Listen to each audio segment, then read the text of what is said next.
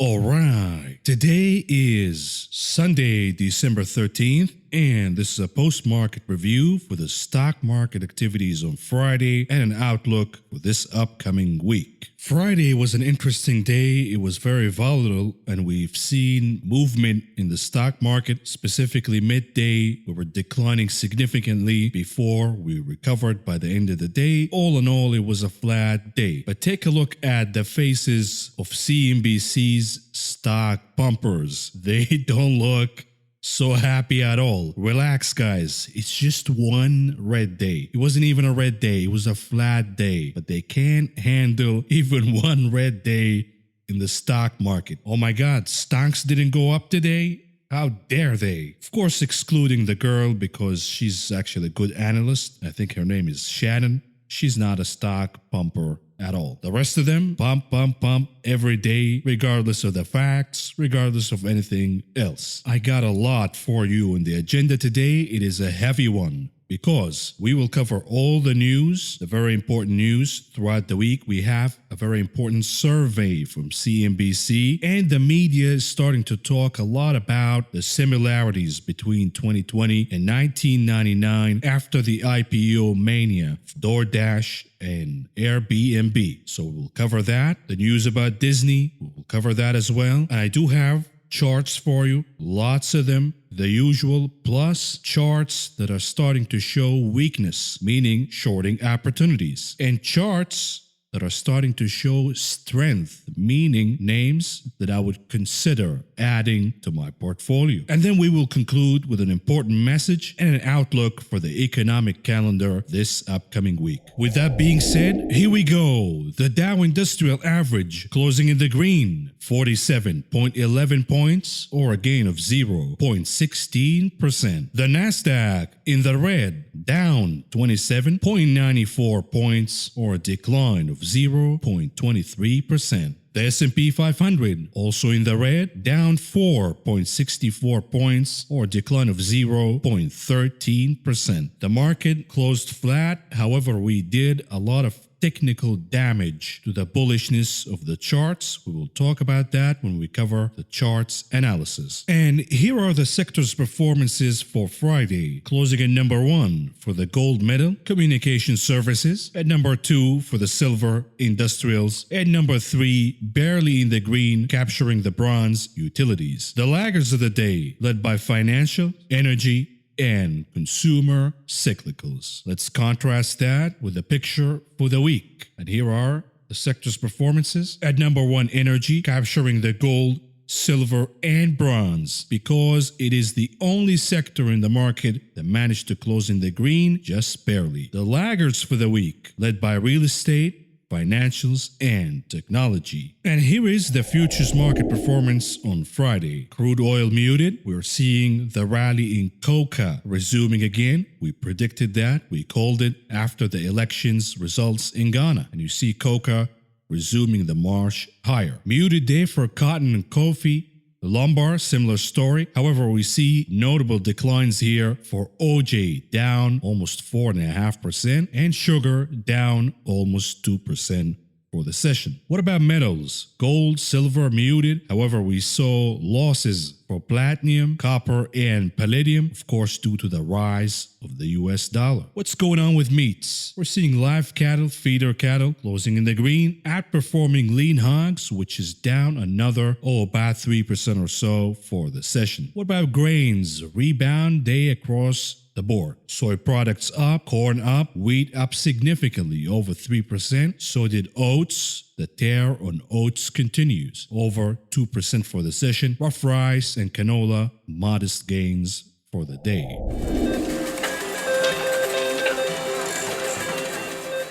Moving on to the big casino, the options market, and let's see what happened on Friday. Leading the day, and per usual now, Apple, the hottest stable, with over 1.5 million contracts. About 70% of those were calls. Tesla, number 2, coming up with over 1.3 million contracts. About 55% of those were calls. And here it is, Disney at number 3 with a massive surge in options volume, over 1.2 million contracts. Over 75% of those were calls. And this was a historic day because it is the highest volume of call options ever traded on Disney stock. And by the way, let's go back and revisit what I said a few months ago, to be particular, August 3rd in episode 40 about Disney stock. I like the story here. I think we're hitting a bottom. I think parks and theaters don't matter anymore. They are shifting their operations to concentrate on direct to consumer. This is the new growth. This is the highest margin business, and Disney is now following the right strategy for significant growth if the strategy is executed successfully. So I am bullish on Disney. And there you go. We called the bullishness in Disney way ahead of time, and I bought the stock when everybody hated it. And of course, a few days later, Dan Loeb came out and pretty much expressed the same thesis that I did express behind the reason why I'm becoming bullish on Disney. Maybe Dan Loeb watches the channel, who knows? But at the end of the day, CNBC is interviewing Dan Loeb and touting him as he's the one who called the move in Disney. No. The Maverick of Wall Street called it ahead of Dan Loeb. Just like we called the rotation trade before Tom Lee. And my stocks, my rotation stocks, outperformed Tom Lee's epicenter stocks. Moving on to interesting trades of the day. What happened here? We are not going to go over all of the Disney trades because, as expected, there is a gamma squeeze. They're going to chase it. Millions of dollars are going to be spent on Disney options, upside and downside. It's going to become one of the hottest tables in the casino. We're only going to cover the notable activity here, which you cannot ignore because the sheer size of this trade. Here it is. They're buying the 185 calls, expiration date this upcoming Friday, December 18th, with expectation that the name will gain over 5% by then. And how much are they paying for this trade? Oh, about $5 million. You can't ignore that number. Somebody's bidding big. Here was another important one for the XLF. And you saw on Thursday certain bearish activities on the XLF, and Bank of America started to show up in the interesting trades during our options market coverage. What do you know? Banks declined on Friday, and Bank of America was leading the declines. So perhaps we will see a pause in the rally in financials. This is at least what this trade is predicting, because they're buying the 27 puts, expiration date New Year's Eve, with expectation that the financial sector will decline over 5% by then. And this is actually a good trade because it is very cheap. See that the entry price of this particular trade was about 25 cents. And now, as we are starting to see the put to call ratio starting to pick up again, you're not going to see these cheap prices again buying puts. So very smart trade, called it at the right time, 25 cents a piece. All you need is 5% decline in the XLF, and this trade could double, triple, even quadruple very, very fast because the entry price was kept at a minimum. And here is a very interesting one for Snapchat, and it is a spread, a bearish one. They are buying the 46.5 puts, expiration date this upcoming Friday. Meanwhile, they're selling the 46 puts, expiration date also this upcoming Friday. So it is a 50-cent range kind of trade, and they're paying about 2 cents for the trade. I say it is a very smart trade because all you need is just a little bit of decline in Snapchat, 3-4%. That is not out of the norm for a very volatile stock. If that happens on Monday, Tuesday, this particular trader could, again, double, triple, quadruple the investment very, very fast. And here is another one for VXRT, a biotech name that declined significantly during the last few months. And they're buying the 8 calls, expiration date also this upcoming Friday, with expectation that the name will climb over 7.5% by then. Here is another interesting one for Intel, and they're buying the 53 calls, expiration date January 8th, with expectation that Intel will climb over 6.5% by then. And we see the bullish bets continue in the Brazilian ETF and emerging market. In the case of the Brazilian ETF, the EWZ, they are buying the 40 calls, expiration date January 8th, with expectation that the name will climb over 7%, matter of fact, over 8% for this trade to be profitable. And again, this is a bet that the dollar will continue to decline and Brazilian miners will continue to gain. I'm not sure if this is going to be the case because I see the dollar climbing unless, of course, we get a stimulus deal this upcoming week. Here is the one for emerging markets, EEM, and they're buying the 55 calls, expiration date also January 8th, with expectation that the emerging market ETF will climb over 8.5% by then, and this is a very interesting one. What about the spread for the Qs? We see here a bearish spread, and again, they're buying the 280 puts, expiration date January 29th, and they're selling the 265 puts, expiration date also January 29th. All in all, the trader is paying about $2.30 per option, and the expectation here that the Nasdaq will decline over 7% by then. Smart trade, defining the risk and the reward. And here is the last one on the table, the KRE, the ETF for regional banks. Again, they're betting against the XLF and against the KRE, which tells me that there is a movement to the downside in yields. The only thing that could rescue that is a very heavy stimulus package. In this case, they're buying the 43 puts, expiration date January 15th, and they're paying about 50 cents per option for this trade. Continuing with interesting trades, here is another one. For Twitter, they're buying the 55 calls, expiration date New Year's Eve, with expectation that the name will climb over 7% by then, and they're paying about $400,000 for this particular trade. Another one for Chewy, the ticker CHW. Why? And this time around, they're betting that the pop after earnings will fade, and they're buying the 80 puts, expiration date this upcoming Friday, with expectation that the name will decline over 6% by then, and they're paying about $1 per option for this trade. Here is another one, a bearish one for the SPY. They're buying the 340 puts, expiration date December 28th, with expectation that the SPY will decline over 7% by then. Remember, we are calling for about 10% correction in the market, and if this is going to pass, then the trade you see right in front of you will be very profitable. Another interesting one for Micron MU, and they're buying the 66 puts, expiration date Christmas Eve, with expectation that Micron will decline over 6.5% by then, and they're paying about 65 cents a piece. And here is the last one I want to cover for the XLE, the energy ETF. Somebody's betting on further upside here for oil and gas, and they're paying about 40 cents a piece for this trade, buying the 47.5 calls, expiration date January 15th, with expectation that energy names will gain an additional 16% or so by then. My response to this trader, I don't think so. But again, every trade has a buyer and a seller, so if this one doesn't work, the option seller in this case will be popping the champagne. Moving on to the headlines that shape the day, and we got plenty of them. Starting with consumer sentiment. And here is the headline. U.S. consumer sentiment unexpectedly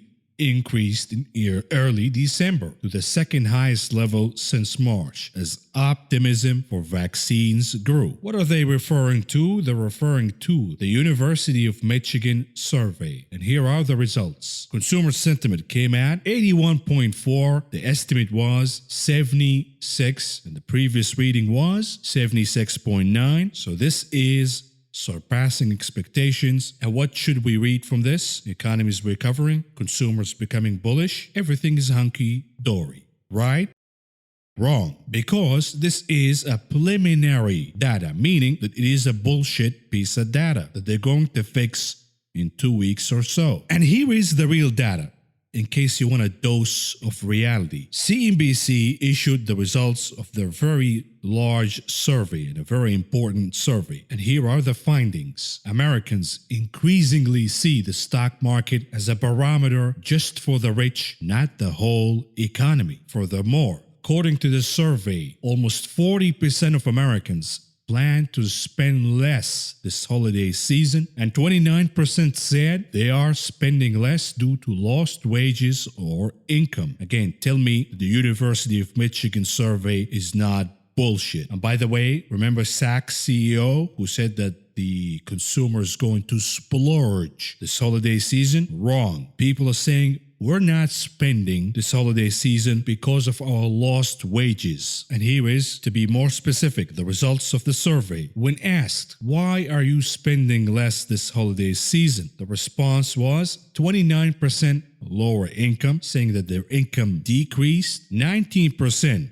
dependent on COVID, that they're not spending due to COVID, 17% saying that it is due to the bad economy, while 16% indicating that they need to save. But hey, according to the University of Michigan, the consumer is all right. The consumer has never been more optimistic than right now. Bullshit. Here is the real data. And by the way, how do Americans feel about the disconnect between the stock market and the real economy? Here it is. People are starting to wake up. When asked, what does record highs in the stock market mean for you? In October 2018, 38% said that the economy overall is doing better versus 46% saying that only the wealthy and corporations are doing better. Fast forward to December 2020, where we are right now, and the number of people saying that stock market record highs mean that the economy overall is doing better shrunk from 38% to only 30%. Meanwhile, the number of Americans saying it's only corporations and the wealthy doing better jumped from 46% 2 years ago to 57% right now. 57% the American people saying that we could give a rat's ass about stock market record highs. Means nothing to us, and it only means that the wealthy and the corporations are doing better. Meanwhile, we have a president who keeps bragging about stock market record highs. No wonder why he lost the elections. And here are more details. For people who said that stock market record highs only benefit the wealthy and corporations, people who are aged 18 to 34, meaning millennials and Gen Z. Back in October 2018, 47% of them felt that stock market record highs only benefited the wealthy and the corporations. Now, 60% of them say stock market record highs only benefit the rich and the corporations. Even among people who have investments in the stock market, they also say that stock market record highs only benefit corporations and the wealthy. Here is the other one, the shocking one. Even financial elites, even the rich themselves, know that stock market record highs only benefit them. The number jumped from 40% to 53%, indicating that stock market record highs only benefit them. And here is perhaps the most shocking finding among Republicans, the whole crony capitalism kind of people. In October 2018, 17% of them, very small number, said stock market record highs only benefit the elite. In December 2020, where we are right now, that number more than doubled from 17% to 36% of Republicans saying that stock market record highs mean nothing in the real economy. It only benefits the rich and the corporations. People are starting to wake up. The problem is that they cannot pin a source that is causing this problem. They either blame it on Trump or whoever the current administration is, but they never mention the Fed. The media keeps the issue of the Fed as a mystery. Most Americans are not familiar what the Fed actually does. They hear about the Federal Reserve and they assume that it is the central bank of the United States, but that is pretty much about it. And remember, in college, during your macroeconomics class, they seldom talk about the Federal Reserve. Matter of fact, I remember that the issue of the Federal Reserve in my macroeconomics course and book was only about a page. One page says the Federal Reserve with a description, and that is about it. They're all complicit, and they're not pointing the finger to the Federal Reserve as the source of the problem that is creating this insane wealth inequality that we have never seen in this country before since the Great Depression. And here it is. Over 160,000 small businesses have closed permanently. That is according to Yelp. But hey, the economy is recovering. It's having a very steep V-shaped recovery. And according to the University of Michigan, consumer sentiment has never been this high since March. All the CEOs and the Wall Streeters are upgrading the stock market outlook and the economic outlook. Meanwhile, this is the reality. Furthermore, permanent layoffs have now reached over 3.7 million jobs, meaning that we are reaching financial crisis 09-like levels. Now, let me ask you a question. Do you think that all of this data that I just read out loud for you of consumers not wanting to spend because they are concerned about their lost wages and they'd much rather saving their money than spending? And when you see all of these permanent layoffs, do you really think that this data is not going to show up in corporate earnings? Think again. And here it is. Moreover, 63% of Americans have been living paycheck to paycheck since COVID hit. 63%. The crisis is reaching dire levels, things that we have not seen since the Great Depression last century. Meanwhile, the stock market is in extreme la-la land, completely divorced from the economy. And I know the moronic new generation of investors are going to say, oh, but the stock market is not the real economy, and it doesn't matter, stocks only go up. Wait till you get that smack in the face, the smack of reality, that what happens in the real economy always catches up with the stock market. Oh, and by the way, did you guys catch Jim Cramer on Friday? Now, I disagree with Cramer on a lot of things, but even Jim Cramer, the perma bull, the defender of crony capitalism, etc., slipped on Friday and said something very, very alarming. Take a listen. I mean, just yesterday, Jim, we had U.S. household net worth hit a record for 3Q. Right.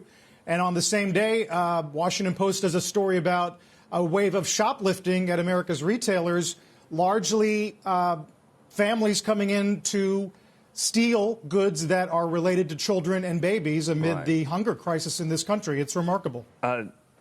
It's a little bit like 1917 Russia. Okay.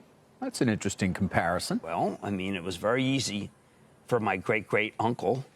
Yes, we know who he was. I mean, I'm looking for, this is the most I've ever seen the country divided.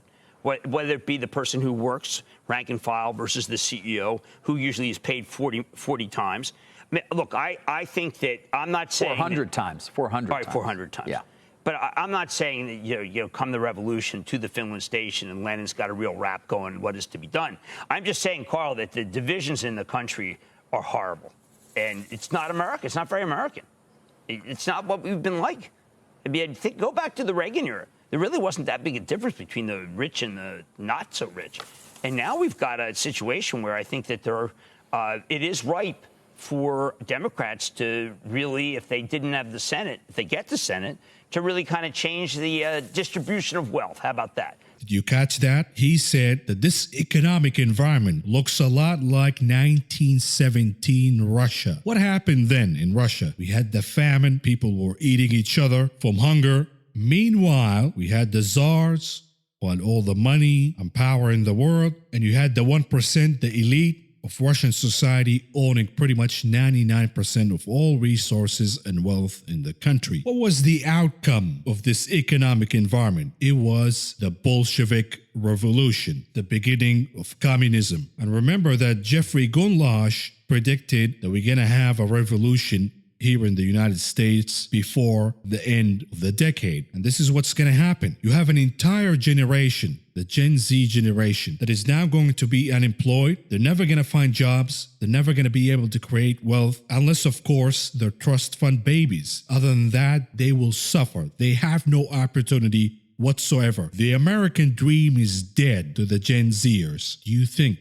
that they're not going to go out in the street and protest and cause a lot of violence and destruction, think again. And it is only a matter of time before a very charismatic leader emerges and leads the movement. And it could be a very violent movement. You thought Bernie Sanders was bad? Think again. These people will be chopping heads in the middle of the street because the economic conditions predicting that. You think that's not going to happen in this country? Think again and read your history. We better address the problem right now and solve it before it gets out of hand. And here it is, just to illustrate what Jim Cramer was talking about. More Americans are shoplifting food as aid runs out during the pandemic. We are now dehumanized and marginalized to the point where we have people, poor people, have to steal food to survive. Meanwhile, Apple is releasing a $550 headphones. Are you kidding me? And here it is.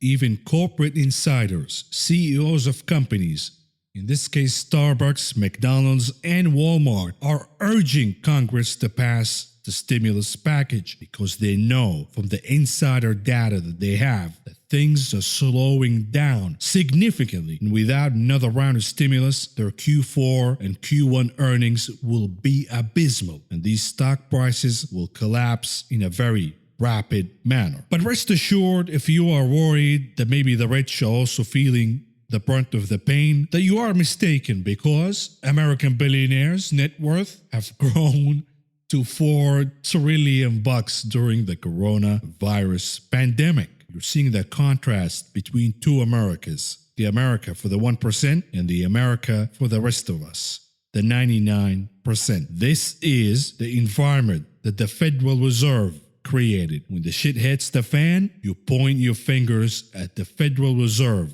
for creating this economic disaster. Oh, and by the way, after all of this data that I just read for you, and there are facts, so the morons who are saying that, oh, I'm a negative guy and I'm an alarmist and a perma-bear, tell me again, how can I sugarcoat facts for you? But again, you're living in a la-la land completely divorced from reality, and rest assured, you will wake up to reality the harsh way. Because here is what's going on. The divergence between smart money and dumb money. While the smart money index reached the lows of the year, meaning that smart money is exiting the stock market, dumb money, retail money, Robin Hoodiots money, their confidence level climbed to 90% on Friday, meaning the highest reading for the year. Smart money is becoming very concerned. Dumb money is going all in, buying the lottery ticket. But if you are a Robin Hoodiot and you're going all in and you're confident is about 90% that the stock market's going to go up and up and up, you do have support from Wall Street. Wall Street banks are all in cahoots, and they're coming out giving these very outlandish, very positive 2021 outlook, as if they're looking for bag holders, as if they're intentionally trying to create bag holders. Morgan Stanley predicting that global growth will be 6.4% in 2021, Citigroup at 5%, and Goldman Sachs upgraded their economic outlook for 2021 by doubling the previous outlook. We know that the vaccine is coming out. We know that we are about to get back to normal as much as we could. However, the scarring from the crisis will be far from over. You combine that with a stock market that already priced in every single piece of good news, and you have a recipe for disaster. The global economic growth might grow as much as these analysts are anticipating. Furthermore, the GDP itself will certainly bounce back and grow significantly just from the resumption of economic activities alone. However, will the stock market continue to climb higher? Or was this stock market, the video game market as I call it, feeds on negative news, meaning negative news pump the market higher while good news slow down the market and push it lower? Why is that? It is because the market is a cocaine addict. It's a liquidity addict. Bad news is good news. Worse news is even better news because it means that the Fed will continue the flow of cocaine to the market.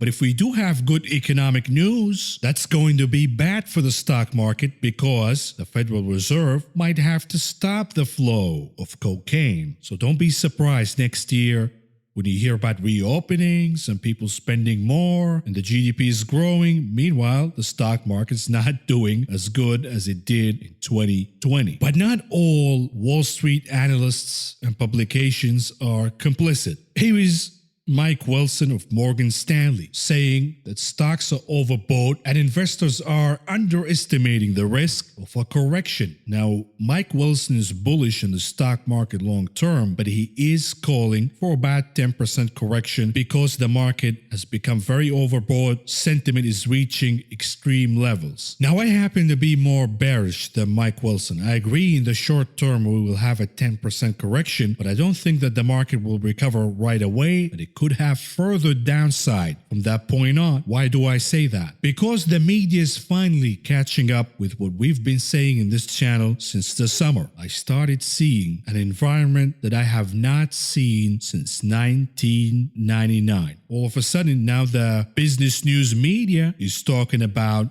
the similarities between 2020 and 1999. Now, if you think that 2020 is the new 1999, then a 10% correction is not going to cut it. We're going to go further more than 10% and perhaps have a bear market for a few months, if not years, at least in the hot names, the tech names, the very overvalued names. However, value stocks could actually outperform in 2021. But let's continue with what the media is saying right now, catching up to, by the way. Here is Barron's. From Airbnb to Tesla, it is starting to feel like 1999. All over again, it may end the same way. Here is another headline from Bloomberg. The current IPO craze is starting to look a lot like 1999. Oh boy, they're just catching up to the fact. And here it is. IPOs with negative earnings exploded higher during the dot-com bubble. What do we have now? We've been having IPOs with negative earnings for a while now, but 2020 took it to another level because the average first-day return for an IPO is starting to look a lot like 1999 and the dot-com bubble. Airbnb doubling, DoorDash doubling, Snowflake doubling, more than doubling the value. That is the insanity that we have seen back in 1999. It doesn't compare to the same insanity because back then we had garbage companies without even revenue exploding higher during their IPO. Oh, and by the way, to prove that the mania in Airbnb and DoorDash IPOs were strictly from the retail sides, aka the Robin Hoodiots. The searches for IPOs in Google exploded higher in 2020 to levels we have not seen in about 20 years. And here you can see the similarities between the run in 2020 for the IPO index versus the run in the IPO index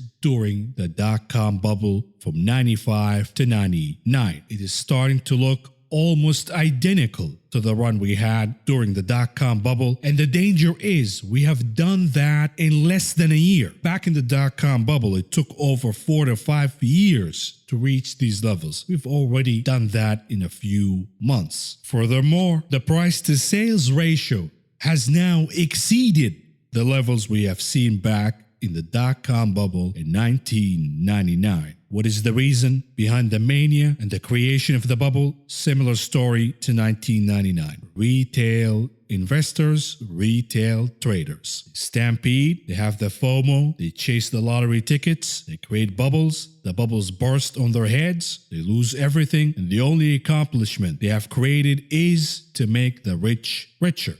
Similar story, deja vu, exactly like we have seen 1999, and this one will end the same way. Reading from Bloomberg, IPO mania sweeps over Robinhood crowd and strokes a 111% rally. And they're talking, of course, about Airbnb, DoorDash, and C3, the IPOs for this week. week. And here it is. Retail investors drove a large portion of the early activities around Airbnb, according to people familiar with the matter. Less than 24 hours after beginning trade on public exchanges, the company had already cracked the list of users' 100 most popular stocks on the Robinhood app. Wow. Shares of DoorDash and Airbnb immediately landed on the latter board, the top orders among online traders tracked by Fidelity Investment. Continuing, while initial offerings are often occasions for appreciation, this year has been different, with first-day rallies almost 3 times bigger than the average of the last 40 years. While Federal Reserve stimulus may explain some of the frenzy, it is hard not to also consider who rules public exchanges these days: the Robin Hoodiots aka the morons. Continuing, there is no doubt that the emergence of a much larger cohort of retail investors / traders are moving markets, said Art Hogan, chief market strategist at National Securities Corporation. There seems to be an entire subculture of people that sort of follow the same things, talk to each other on social media, and drive enthusiasm for individual issues. And sometimes it makes no fundamental sense to anybody, meaning that certain influencers, quote unquote, in TikTok, YouTube, and social media pump these stocks, urging young, naive, retail traders to follow the same trades so they can dump on their little heads, aka pump and dump. It feels like the stock market in the Robin Hoodiots world is like Mean Girls. They're all waiting to stab each other in the back. And here it is, continuing. That doesn't tend to end well historically, but for the time being, it is the nature of the beast. But it did not take long after 2000 to see that the court of day trader types fade into the sunset, meaning that they go back to working in McDonald's after losing everything. All the gains, bro. Now you gotta flip cheeseburgers. Not really come back until really, okay, they're using really twice here. It's kind of redundant.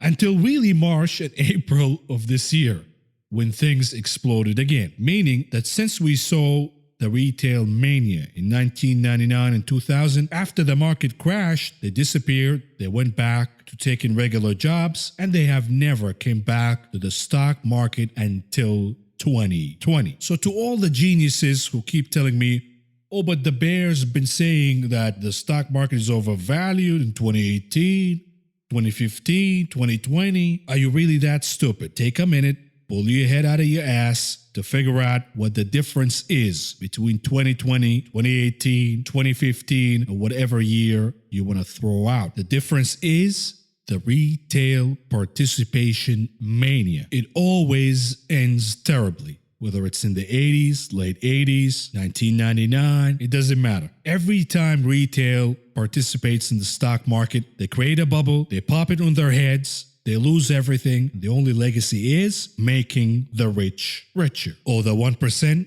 they love when retail participates in the market. They work hard, making them richer, and then the rich dump on their heads, and they use the cash to buy stocks cheaper and ride the ride higher again, becoming wealthier than ever. What we are trying to do in this channel is to educate retail traders to not participate in the market by creating cycles of boom and bust, but to participate intelligently, to stay in the game for as long as possible. It is a rigged economy. It is a rigged market that benefits the rich. We have to play their game so we don't end in corporate slavery. But we have to play it the smart way. We have to play it the same way they play it. And in time, us retail will take control of the market and we will become market makers. Think for the long term, retail traders. Think for the long term. COVID, COVID, COVID, COVID, COVID, COVID, COVID, COVID, COVID, COVID, COVID. And moving on to COVID news. And right away, we had terrible news coming from New York City to be particular. And this freaked out the market midday on Friday because New York City will shut down indoor dining starting Monday. There's a big debate about indoor dining, whether that is effective or not effective, whether you're just hurting small business and not actually curbing the spread. The debate goes on. But here's Germany. Germany's following suit, and they're also imposing a hard lockdown. And of course, you might have heard from Davey Barstool, Dave Portnoy, who was crying on Twitter, bitching and moaning about how the government is stealing money from small business and restaurants and the freedom and all that stuff, the right to earn a living. Of course, Barstool owns a lot of restaurants, so it is to his interest. And here is Marcus Lemonis from The Prophet, and he has a camping company. It is traded in the stock market. I cannot recall the name. But anyways, he called Davey Barstool and he said, look, put your money where your mouth is. If you're saying that the government is taking the right to earn from small business and restaurants, why don't you put up or shut up and match up $500K that I will donate to these New York City restaurants? What do you know? Davey Barstool did indeed take the challenge, and he says, I don't know if he's going to follow up on it or not, but he says for now that he will match the $500K by Marcus and they will donate it to New York City restaurants. I'd love to see the rich and Davey Barstool showing some empathy to the victims of the pandemic. We are losing about 3,000 people a day. We're having a 9/11 every single day. Not a word, not a mention by these people to the victims of the pandemic. Not a word whatsoever to the frontline workers whose faces are scarred by wearing those N95 masks all day long. They're traumatized. Their psyche is destroyed by the death that they see every day. And I know firsthand because my wife works in the medical field, and it takes a massive emotional toll on your psyche when you see your patients dropping like flies, dying from COVID-19. Not a word from the rich and Davey Barstool to support frontline workers and the victims of the pandemic. So frankly, Dave Portnoy can take his Barstool and shove it up his ass because he is no small business owner. If anything, give him time and he's gonna loot the next round of the PPP loans. I know he did not the first time, but this time around, why not? You're gonna see more rich people looting the PPP loans program to float their quote-unquote small business. And lastly, let's move on to some corporate news, starting with Disney. You are aware of the massive move we've seen in Disney stock on Friday, closing up over 13%. Why is that, you might ask? Because they're increasing the pricing on their streaming service, and now the analysts and everybody's realizing that if things go Disney's way, Disney Plus will compensate for all of the lost revenue from the theme parks and the theaters business. So what happened? Retail stampeded in buying Disney call options. Again, they're not interested in buying the stock. No.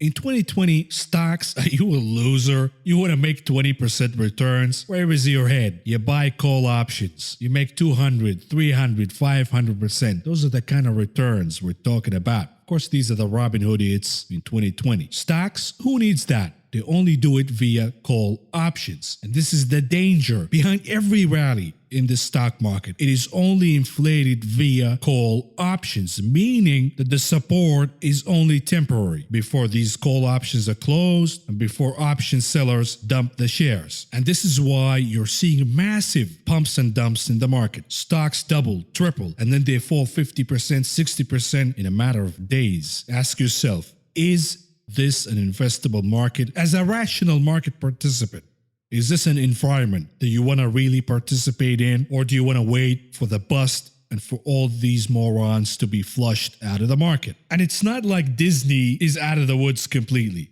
The stock is traded at all-time highs on Friday. And I guess they don't need the theme parks anymore. They're causing a lot of negative publicity for Disney due to the conditions of the workers, and they cost a lot of money to operate. For the new generation of investors, the Gen Zers and the likes, they don't even need to go to Disneyland anymore. That is boring. Remember, they receive everything digitally, even their orgasms digitally on OnlyFans. And now they're gonna receive the theme park pleasures digitally. So why not just close the entire theme parks, Disney, just close them, sell them, and upload the theme park experience on Disney Plus for these zombies to enjoy digitally. And your stock is gonna perform better than ever before. Who needs a real business in their portfolio? No one, at least in 2020. And here it is, Disney granddaughter, I think, Abigail Disney, protested the move in the stock on Friday, saying that share prices are so utterly divorced from what is happening to the actual human lives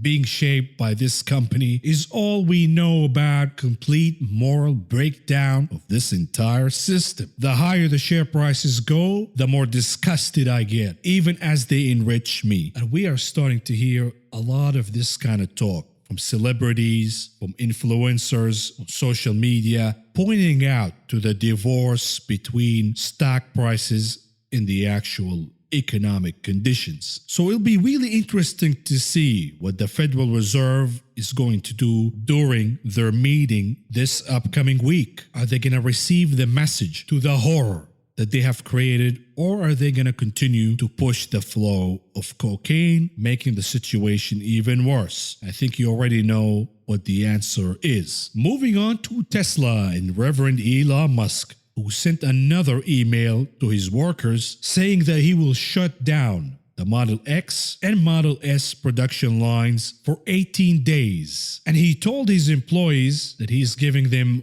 full week of pay and then they're on their own. They will be unpaid, but he encouraged them to volunteer during their unpaid days. This is the second richest man on the planet.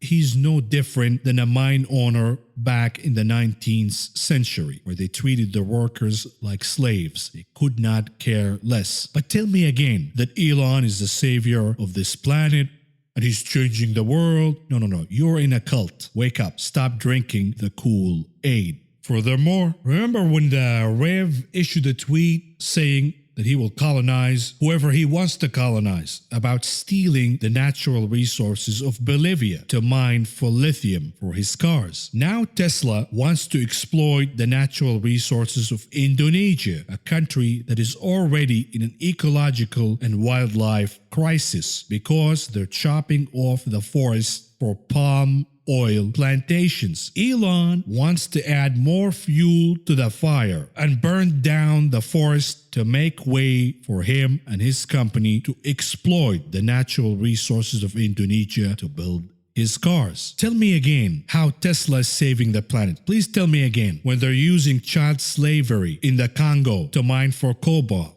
And now they want to chop the forest in Germany and Indonesia so they can continue to exploit natural resources. Oh, but fossil fuel companies and combustion engine companies are the devil. Okay, culties. That definitely makes a lot of sense. And speaking of EVs, I don't know if you heard the news, but Toyota Motors will now produce their own batteries, sending the shares trading higher during Friday's session. And which company ate the bag of shit from this news? QuantumScape, one of the Robinhood idiots' favorite names, was down big during the session on Friday because Toyota will not be dependent on them anymore. Moving on to Peloton.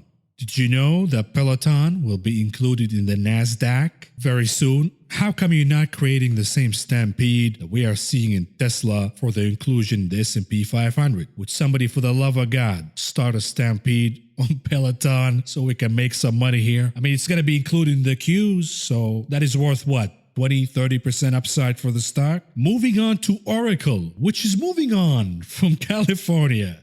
And they're moving to Texas. We saw Tesla moving from California to Texas. We saw HP moving from California to Texas. And now Oracle is the latest company to move from California to Texas. Austin, Texas, to be precise. Now, these companies are moving away because A, the talent is available in Texas as much as it is available in California. Number two, Texas doesn't have any taxes. They want to save in taxes. Number three, the regulations from the state of California is getting absurd. And of course, you know that I'm not a fan of our disastrous governor, Gavin Newsom, who destroyed the entire state, bankrupted the state. We had the highest number of wildfires ever during his tenure, the highest increase in the number of homeless people ever during his tenure, which is, by the way, about, a year now? In a year, this guy managed to destroy the entire state. But again, I have no hope that the zombie voter of California will change anything. They vote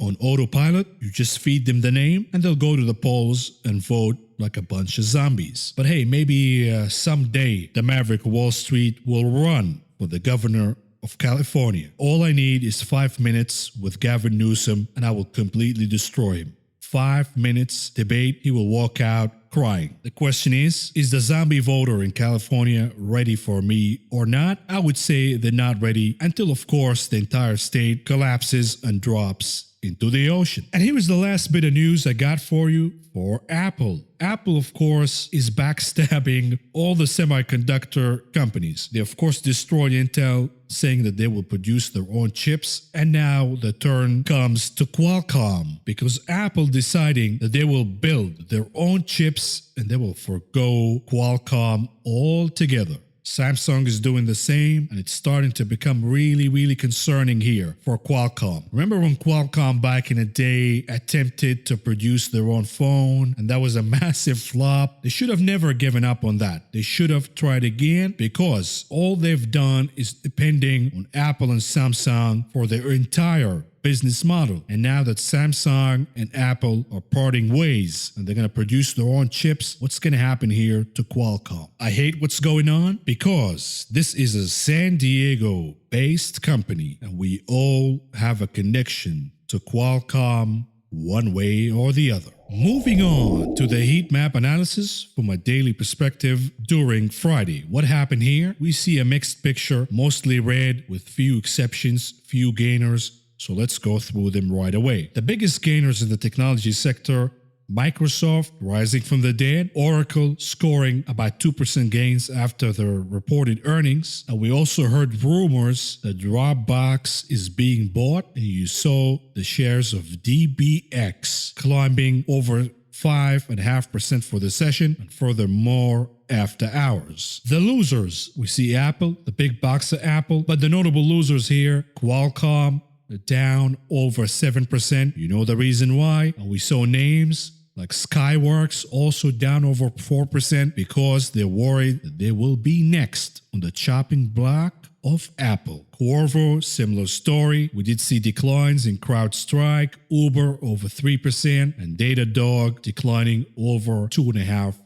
By the way, here is another one. Corning for the glasses. They make the phone glass, the Gorilla Glass, the ticker GLW, down over 4%. Now, I don't know if Apple is going to produce their own glass, so this is probably a knee-jerk reaction, an overreaction, dropping the shares of GLW over 4% to the downside. Moving on to communication services, and the notable winner here, it is a no-brainer.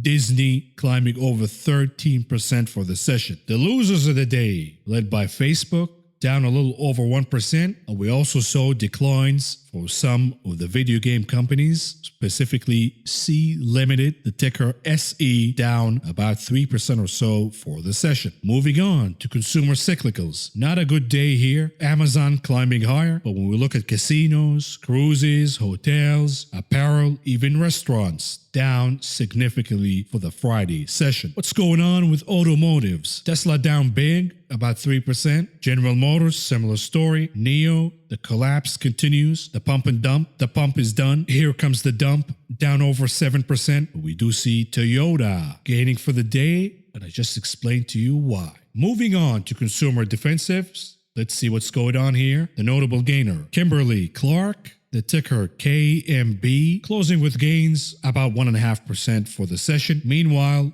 the notable losers, we see Cisco down almost 2% for the day, and Budweiser also down a little over 1.5%. Moving on to REITs, we saw a rebound in public storage, closing a little above 1.5%, but we did see declines in retail REITs, specifically Simon Properties, down over 2% for the session. What about utilities? A little better than the days before.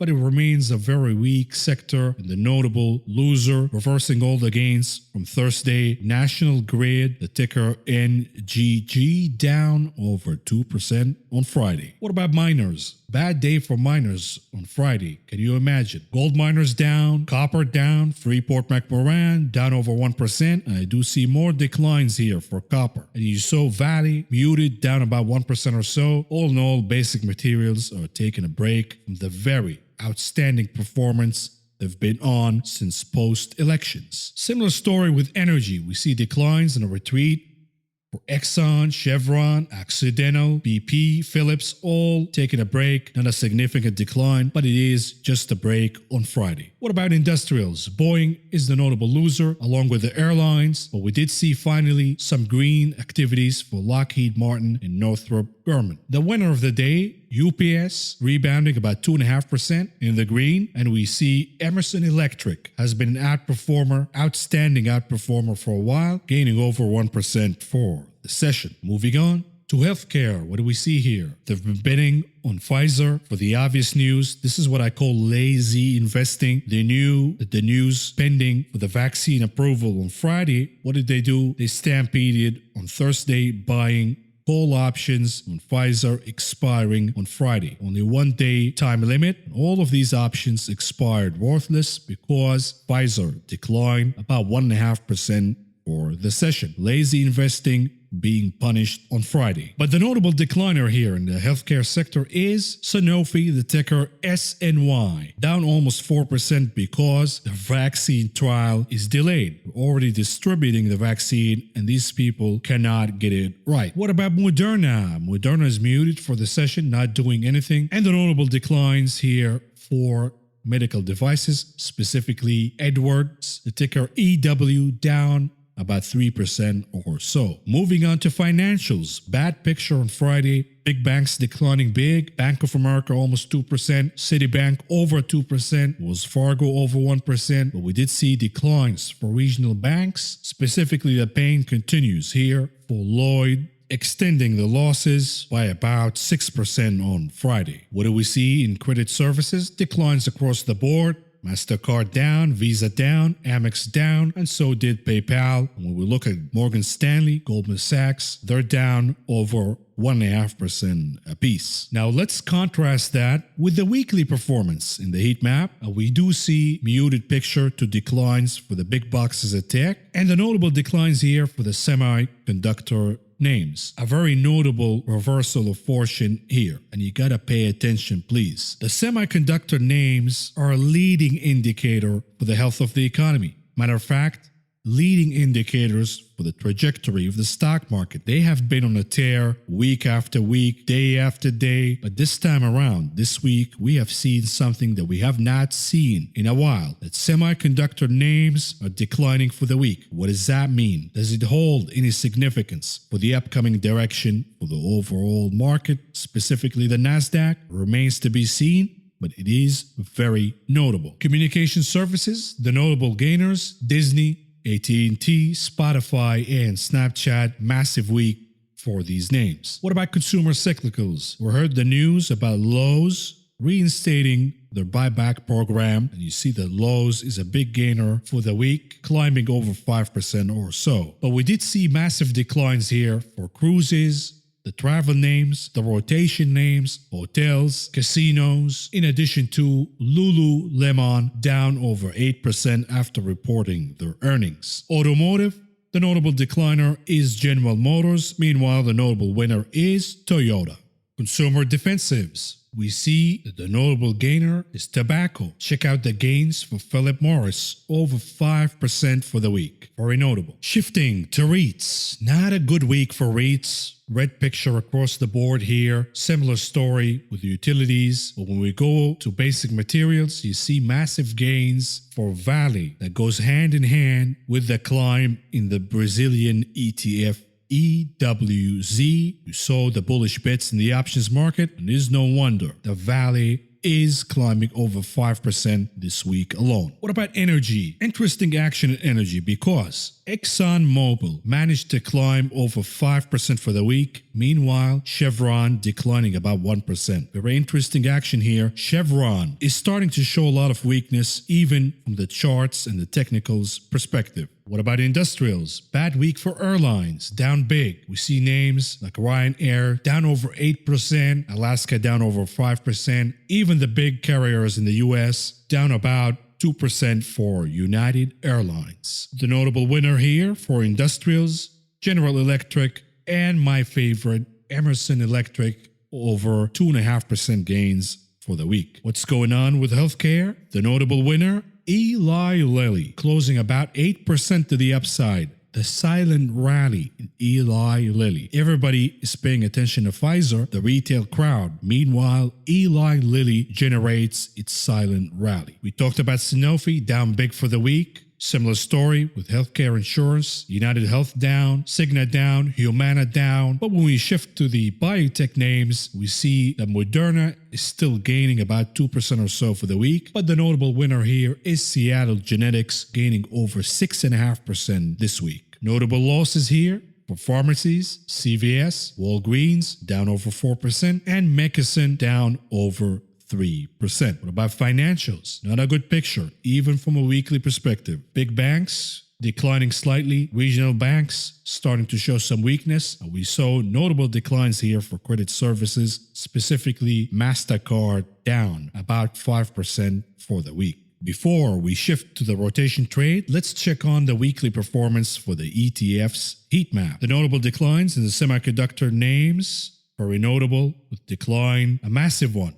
For the SOXL, down almost 10% for the week, but you see the strength of biotech, healthcare names, energy, all overperformed along with small caps, but it seems that small caps is starting to lose some momentum. The VIX did very well this week, at least the leverage ETFs, the UVXY, the VXX, all closing in the green big for the week. The NASDAQ, leverage indices not doing so good. However, inverse indices such as the short triple Qs gaining over 3% for the week. Here is another notable activity that you have to pay attention to. The TLT, tracking long-term bonds, climbed over 2% for the week. What do we see in international markets? Again, the action is in Brazil. The EWZ gaining about 3% for the week. And here is the action for the rotation trade. What do we see for the week? This is the weekly scoreboard. We're not seeing a rotation one way or the other. We're seeing declines in both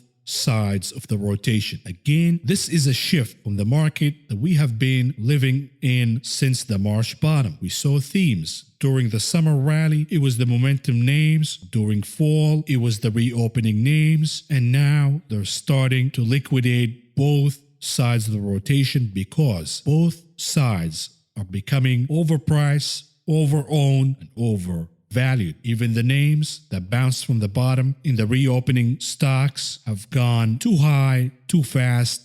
Perhaps it is time to catch a break in the overall market, paving the way for at least a mini correction to remove the froth in the excess in the stock market. Moving on to the charts analysis for Friday and an outlook for next week, reviewing some weaker stocks and some stronger ones. The activities on Friday can be characterized as the following. Got a lot of fingers, a lot of pies. And here is why. You're looking at a 15 minutes chart for the SPY. As soon as we opened trading on Friday, the SPY gapped lower, however, had a very impulsive reversal right away, pumping higher. And if you bought the market assuming that what happened in the last few days will repeat itself on Friday and the market will just recover and close higher, you are sadly mistaken and you ate a pie on the face right away, because we reversed and pierced below the support line with 364. And again, if you're a day trader, you ate a pie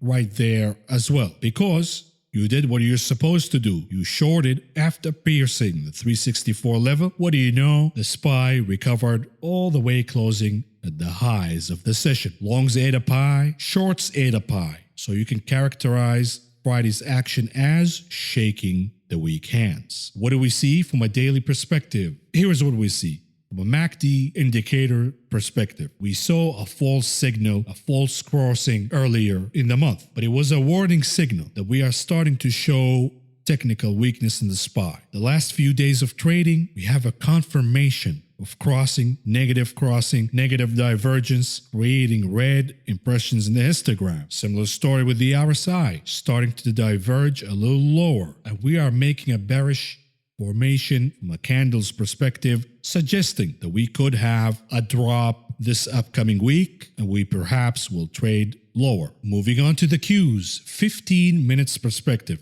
Similar story with the SPY. There were pies all over the place, but we did catch support once again from the level of 299, and you're starting to see why this level is very critical and an important support. Piercing below 299, closing below it from a daily perspective will mean further downside for the Qs. And here's what we see from a daily perspective. We have a big reversal candle in our hands right now. We have seen these reversal candles before in the Qs, notably back in September, and that led to a very sizable correction. And the last time we saw that in November, it was very hard to climb back from the reversal candle. It took over 12 days to do so. So don't assume that we're going to go back in a V-shaped recovery and retake the highs of the reversal candle from Wednesday. It's either going to result in more declines in the Qs, or it will take few weeks of consolidation to build the energy to climb higher once again. Moving on to the Dixie, what do we see from a daily perspective? We see the MACD has a successful crossing to the upside, and we see that the RSI is diverging higher. Now, every time the dollar had a pop in the last few months, that coincided with a decline in the stock market. Notably, the pop from August 31st to September 9th. We saw correction in the market. September 18th to the 28th. We saw declines in the indices. October 26th to November 2nd, similar story. We saw declines in the market. The market was only capable of rallying post-elections due to the decline in the US dollar. Meaning, if the US dollar is starting to look bullish from a technical perspective, at least in the short term, that would translate into declines in the market. It is a no-brainer, but again, you have to remember that the fate for the US dollar will be determined by the outcome in the Brexit talks and the stimulus talks here in the United States. What do we see here for gold? If the dollar is rising, well, gold is going to decline. And gold is not looking good here. Got rejected from 1870 and starting to look very weak. Again, the fate is dependent on the outcome of the US dollar. Moving on to yields, the TNX. And here is the bullish outlook. We have made a bull flag consolidation before, resulting in a pop higher. Not quite enough to reach the very important psychological level of 1%. But right now we're consolidating again. So are we doing another bull flag formation that will be strong enough to finally crack the 1% threshold? That is at least the bull case. What is the bearish case? Here it is, saying, no. Yields had the opportunity and enough momentum to crack above 1%. It could not. And now we see a double top formation in the charts, suggesting that we are likely to see declines in yields, not gains. Now let's visit the TLT and see if the TLT can tell us something different in terms of the outcome of yields. Not really. The TLT is still trading in a range. It is a negative range, declining range. However, you're starting to see that saucer-like bottoming formation. So is the TLT ready to crack the range and trade higher, far away from the upper limit of that range? It is certainly possible, but it is too early to assume that. But understand, if we see a pop in the TLT, that would mean declines in the TNX and more pain for the banking sector. What about the VIX? Right away, you see that the VIX reached the very important psychological level of 25. However, it reversed from it. And here is a 15 minutes look so you can see it in details. And let's start with the bearish case. The bearish case says we had a double top formation rejected twice, meaning that we will see more declines in volatility, which will equal more gains in the stock market. The bears are saying, no, hold your horse. We tried twice. Third time is a charm. We're going to do it third time and we will crack above the important level of 25. Once again, we'll see what happens this week. Moving on to Apple from a weekly perspective. What is the bullish case here? The bullish case is saying, look, there is improvement here in the indicators, specifically a MACD, readying for a positive crossing to create green impressions in the histogram, meaning more gains for Apple. Here is the bearish counter, saying that doesn't matter because we will never have a successful crossing here because we are seeing a bear flag formation from a weekly perspective, and that top we have marked in September will stay there for at least months to come. We will see declines in Apple very soon. Moving on to Tesla, what do we see here? We have a crossing in the MACD, a -1, but Tesla have sent many of those false negatives before, only to climb higher, creating bear traps. We don't have a confirmation yet. We're waiting for a confirmation, but certainly the stock is starting to look a little weaker here. There is technical damage done during the week. And my target here is a 20% reversal, a correction from the top to go all the way to the trend line. But the risk versus reward here is in favor of Tesla shorts, not longs, at least in this very short term. And here we go. Let's move on to charts that are showing a lot of weakness, starting with Zoom. Here is a daily chart of Zoom. We have a head and shoulder formation that will take us at least down to touch the trend line in yellow. That is a further 12% declines from this point on. But the name has declined significantly since the top back in October. Moving on to Nvidia. Check out Nvidia, not doing anything since September, having a double top formation at the level of 590.5, and it's been a very muted, very weak name. And the question here, is it gonna rise from the dead? Did Nvidia just consolidate to let the technicals catch up to the movement in the stock, and then it will be ready to create another leg higher? That is at least what Nvidia bulls are hoping for. But the bears are saying, look, Nvidia has been underperforming the semiconductor names since September. And now that we are seeing a downturn in semiconductor names, it is only logical to assume that Nvidia will suffer the bulk of the pain if the SMH and semiconductor names decide to decline. So we'll keep a close eye on the chart of Nvidia. Here's another one, NIO. The pump and dump is on play. The pump is over. Here comes the dump, and the name has declined significantly from the top, but now we see a head and shoulder formation. We have support at the level of 38, but my projection is over 50% declines from the top to go down to reach the trend line that you see in yellow. So there is still more room for declines here for NIO. Moving on to Lulu from a weekly standpoint. Right away, you see the trajectory is for a decline of about 22.5% from the top to go down to the trend line that you see in white. The name declined significantly this week, but there is more room for more declines, and the chart is pretty much making a bear flag formation. Moving on to stronger charts. Charts that showing a breakout possibility and names that I would add to my portfolio. If we see any correction and any dip, I would be buying these names. Right away, you see Toyota. Toyota had a multi-year top of 145. This time around, it managed to break above it for the first time in 5 years. Now, what usually happens is you're going to see a reversal, re-tagging the former resistance, now support of 145. If you see the name bouncing on 145, that means that the level has been rechecked for support. It is confirmed, and Toyota will start trading higher from that point on. Don't forget, it's an EV play now. It's about to heat up. I am bullish on Toyota. What about AT&T? You saw a massive move for AT&T this week due to the optimism of HBO Max, their streaming service. The new theme here, and you saw what happened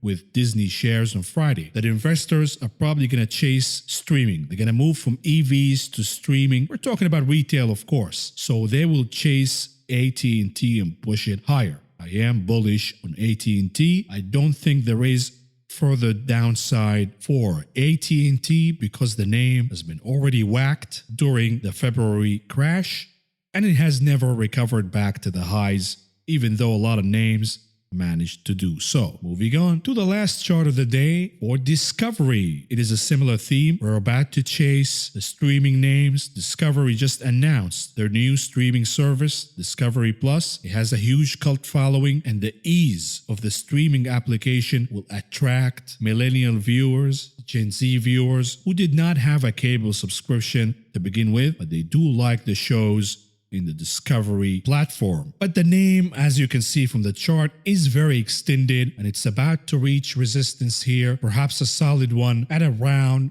the level of 29. I will wait for a pullback, and then I will buy the name and add it to my portfolio. And now let's move on to conclude this very long but informative video. The media is starting to talk about 1999 and the similarities between 2020 and the dot-com bubble, because the recent IPOs of DoorDash and Airbnb this week was a wake-up call to everyone on Wall Street that we are seeing a very dangerous environment, specifically from the retail traders, investors side. We cannot continue in marching higher, creating another healthy rally without solving the problem of the excess and the froth in the market that is created by the very extreme bullish sentiment from retail traders. Meaning, we do need a correction here, perhaps 10 to 15%, even 20%, to remove the excess, specifically in certain stocks, to resume the rally, but this time around a much healthier rally. And bear in mind that some of the names, the benefactors of 2020, some stocks that marched really high, some of the retail names favorite, will probably never reach the highs that they have created in 2020, meaning that we will see a lot of bag holders who bought the top, chasing these names. And this is a similar story to what happened back in 1999. The hottest names back then are names that you are familiar with, names that are considered old and boring these days. What am I talking about? I'm talking about Qualcomm. Check out this chart. It took Qualcomm over 20 years to reach the highs of the dot-com bubble, meaning that if you bought and you chased the mania during 1999, you held the bag for a very long time, if not lost your entire investment, because after the massive decline, right after the dot-com bust, a lot of people started to lose hope, gave up, they realized that they had a bad lemon, they did a mistake, they ate the losses, and they never came back to the stock market. And by the way, some of the hottest names during the dot-com bubble, such as Cisco, has never reached the highs from 1999. Never. It's been over 20 years and Cisco